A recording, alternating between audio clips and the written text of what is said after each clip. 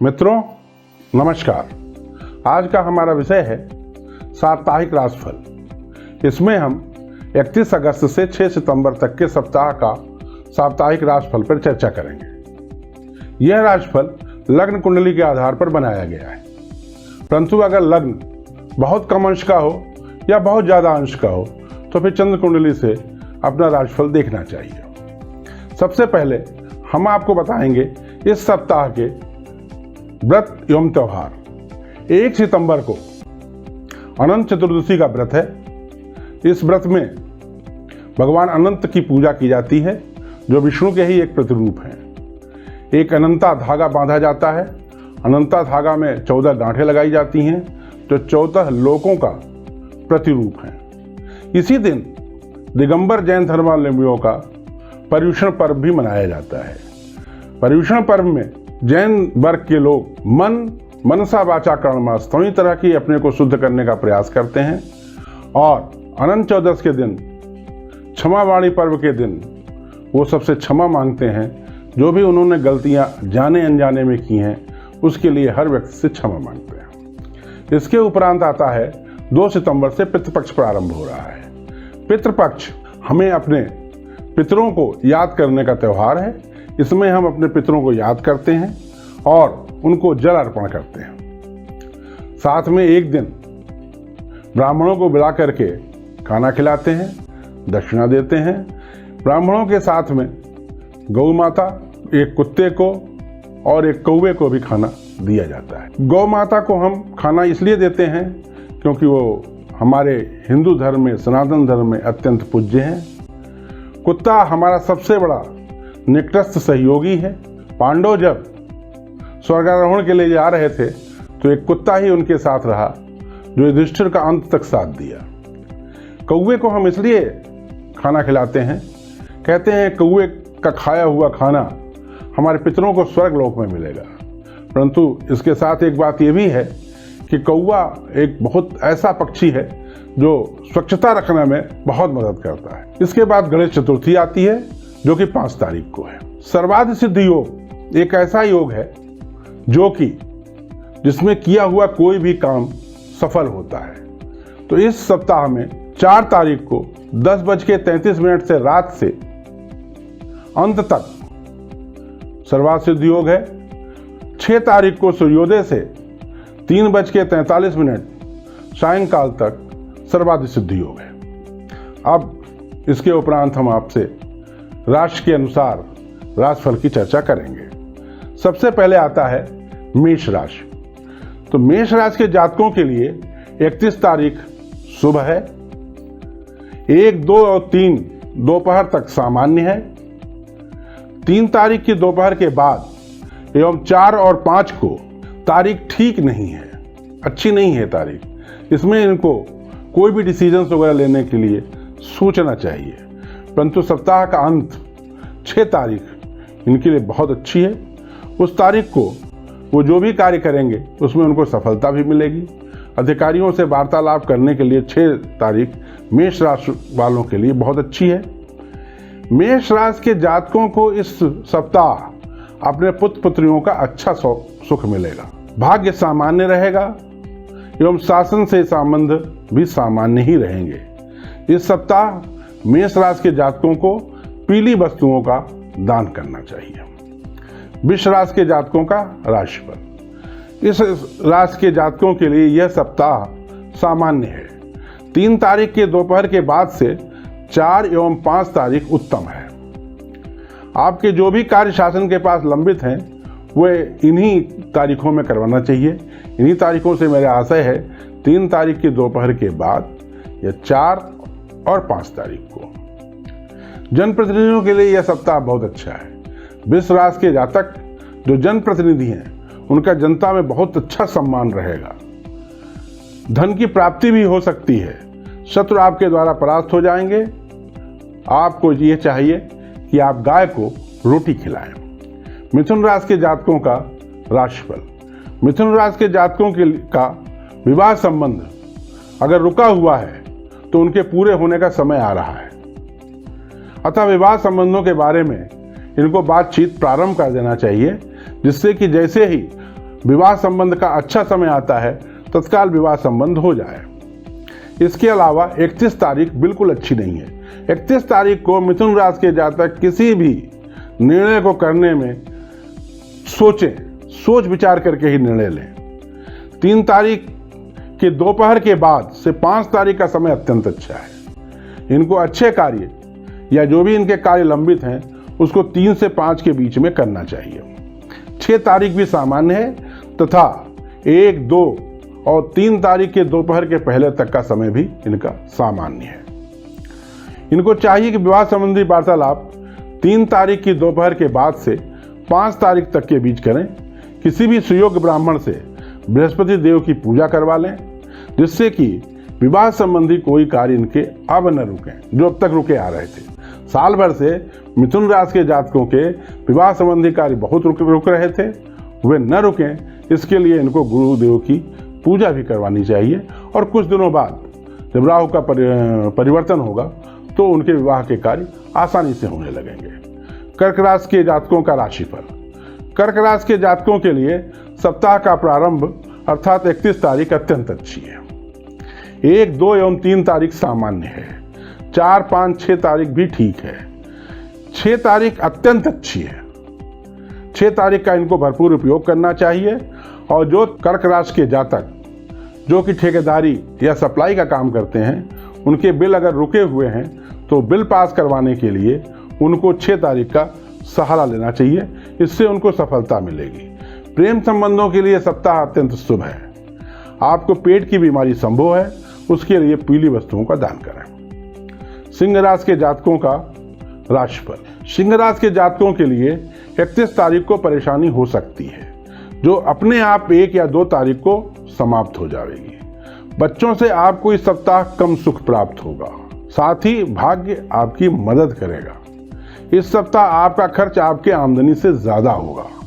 खर्च पे कंट्रोल करें। खर्च चूंकि आमदनी से ज्यादा होगा तो तयशुदा बात है कि दिमाग में आपके क्लेश रहेगा। शत्रुओं से इस सप्ताह आपको सावधान रहना चाहिए। रोग के प्रति भी सतर्क रहें। घर से निकलने के पहले माता पिता के पैर छुएं और उनको प्रणाम करके ही दिन का प्रारंभ करें। कन्या राशि का फल। कन्या राशि के जातकों के लिए यह सप्ताह अत्यंत सामान्य है। 1, 2 एवं 3 तारीख को उन्हें सावधान रहना चाहिए। 3 तारीख की दोपहर के बाद से 4 और 5 को विवाह संबंधी कार्य करने के लिए इनके लिए उपयुक्त है। विवाह संबंधी जो भी बातचीत करनी है वो 3 तारीख की दोपहर के बाद से या फिर 4 और 5 तारीख को ही करें। 6 तारीख को दुर्घटना का योग है, संभल जाइए, संभल करके ही रहिए उस दिन। अगर आप सावधान रहेंगे तो दुर्घटना टल जाएगी। अधिकारियों से संबंध ठीक नहीं रहेंगे। सावधान रहें, परंतु आपके स्वास्थ्य शत्रु परास्त हो जाएंगे। चींटियों को दाना खिलाएं, आपका मंगल होगा। तुला राशि का भविष्यफल। आपके लिए 31 तारीख अच्छी है। 1, 2 एवं 3 तारीख सामान्य है। 3 तारीख के दोपहर के बाद के समय प्रतिकूल है। 4 और 5 को सावधान रहें। 6 तारीख उत्तम है। अधिकारियों से आपको सहयोग मिलेगा। भाग्य आपका साथ नहीं देगा। अविवाहित जातकों के लिए विवाह संबंधी चर्चाएं प्रारंभ करने का समय आ गया है। उनको विवाह संबंधी कार्य के लिए कुछ हफ्ते बाद वो सफल हो जाएंगे। राहु की पूजा किसी योग्य ब्राह्मण से कराएं, सफलताएं मिलेंगी। गणेश जी की विशेष पूजा करें। वृश्चिक राशि का राशिफल। वृश्चिक राशि के जातकों के लिए यह सप्ताह ठीक ठाक है। 6 तारीख ठीक नहीं है। प्रशासन से आपको अत्यंत मदद मिलेगी। पैसे की आवक भी हो सकती है। भाग्य अच्छा रहेगा। शत्रु परास्त होंगे। मंगल के दिन हनुमान जी के मंदिर में जाकर पूजा अर्चना करें। धनुराशि के जातकों का राशिफल। धनुराशि के जातकों के लिए सप्ताह अच्छा है, परंतु उसमें भी 3, 4 एवं 5 तारीख अत्यंत अच्छी है। पढ़ाई में आपका मन लगेगा। जो इस विद्यार्थी हैं उनका मन पढ़ाई में लगेगा। पुत्र पुत्री आपके साथ अच्छा व्यवहार करेंगे। भाग्य साथ देगा। शादी ब्याह के संबंध आगे बढ़ेंगे। शनि की 7.5 चल रही है। अगर आपके दिन अच्छे न जा रहे हों तो किसी अच्छे ब्राह्मण से, सुयोग्य ब्राह्मण से 7.5 के लिए जाप करवाएं। शनिवार के दिन हनुमान जी के मंदिर में जाकर, दक्षिण मुखी हनुमान जी के मंदिर में जाकर हनुमान जी के सामने बैठकर कम से कम 7 बार हनुमान चालीसा का पाठ करें। भगवान हनुमान जी आपकी मदद करेंगे। मकर राशि के जातकों का राशिफल। वर्तमान में मकर राशि में शनिदेव विराजमान हैं, परंतु वह वक्री हैं, अतः फिलहाल में कम कष्ट देंगे। स्नायु संबंधी पीड़ा हो सकती है, अतः नर्वस सिस्टम में कोई आपको दिक्कत आ सकती है। सावधान रहें। जनता में आपकी छवि अत्यंत उज्जवल रहेगी। वैवाहिक कार्यों में आपको सफलता मिलेगी। अधिकारियों से मनमुटाव बढ़ सकता है। सावधान रहें तथा संयमित व्यवहार करें। अपने आक्रोश पे, अपने अहंकार पे काबू रखें। शनि की साढ़ेसाती अगर खराब चल रही है तो किसी योग्य ब्राह्मण से पूजा कराएं। साथ ही शनिदेव के मंदिर में जाकर के तेल वगैरह चढ़ाएं और उनका पूजन करें। कुंभ राशि के जातकों का राशिफल। कुंभ राशि के वे जातक जो व्यवसाय कर रहे हैं उनको इस सप्ताह लाभ मिलने का योग है। अपने संतान से आपको सावधान रहना चाहिए। प्रेम संबंधों में आपको सफलता मिलेगी। स्नायु में पीड़ा हो सकती है। नर्वस सिस्टम में आपको दिक्कत हो सकती है। कमर या गर्दन में आपको दर्द हो सकता है। 31 तारीख आपके लिए अच्छी नहीं है, परंतु 1, 2 या 3 की दोपहर तक आपके लिए अच्छा है।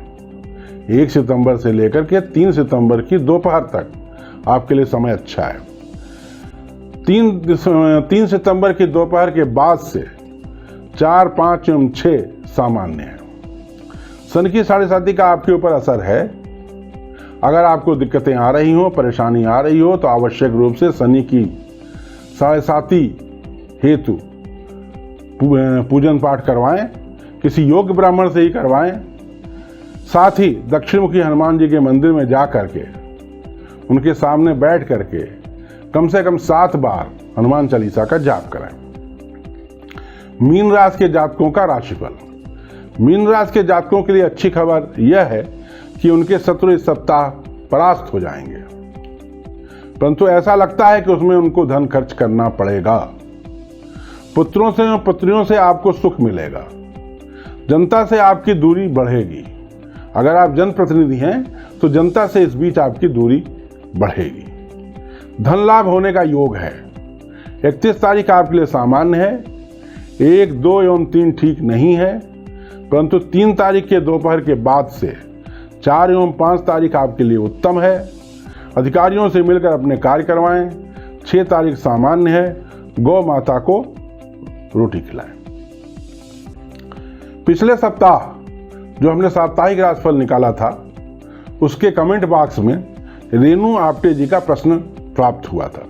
मैंने उसमें वादा किया था कि यह मैं अगले साप्ताहिक राशिफल के दौरान बताऊंगा।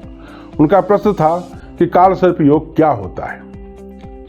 मित्रों, काल सर्प योग का विवरण प्राचीन ग्रंथों में कहीं नहीं मिलता है, परंतु यह देखा है, मैंने स्वयं देखा है और कम से कम 300-400 कुंडलियों में देखा है कि काल सर्प का असर अत्यंत भयंकर रहता है। परंतु ऐसा नहीं है कि काल सर्प योग करके है आपकी कुंडली में तो बुराई करेगा, कि वो किसी एक पक्ष पे, किसी एक बिंदु पे बुरा करता है। जैसे नेहरू जी की कुंडली में काल सर्प योग था तो उनको पत्नी का सुख कभी नहीं मिला। काल सर्प योग राहु और केतु के एक तरफ जब पूरे ग्रह होते हैं तो इस योग को काल सर्प योग कहते हैं। काल सर्प योग से घबराना नहीं चाहिए। इसकी पूजा होती है और इसकी पूजा उज्जैन में भी होती है, जबलपुर में भी की जाती है, होशंगाबाद में भी पंडित जी लोग करते हैं। परंतु वास्तविक जो फायदा प्राप्त होता है वो त्र्यंबकेश्वर में काल सर्प योग की पूजा कराने से होता है। आप भी, अगर आपको भी ज्योतिष संबंधी कोई प्रश्न पूछना है तो इस साप्ताहिक राशिफल की कुंडली के कमेंट बॉक्स में आप उसको डालें। अगले साप्ताहिक राशिफल में उसका उत्तर दिया जाएगा। जय मां शारदा।